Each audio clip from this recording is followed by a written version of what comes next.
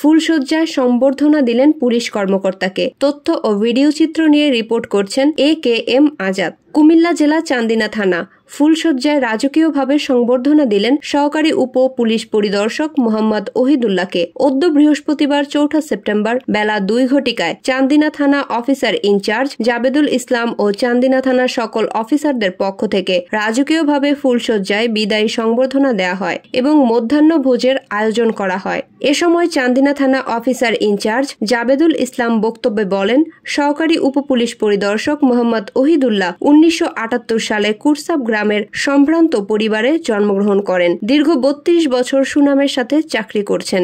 আমি তাহার সুস্বাস্থ্য ও দীর্ঘায়ু কামনা করি। এসআই ওহিদুল্লাহ দীর্ঘ 4 মাস ধরে আমাদের থানায় কর্মরত ছিলেন এবং তার এই চাকরি জীবনে আজকে তার এই চাকরি থেকে অবসর যেতে বিদায় অনুষ্ঠানের তাকে আমরা সবাই সকল অফিসার ফোর্স মিলে তাকে বিদায় সংবর্ধনা প্রদান করি। পাশাপাশি একজন ভালো একজন অফিসার ছিল আমরা একটা সহকর্মীকে হারাইলাম। আমরা তার উত্তরোত্তর সাফল্য কামনা করি।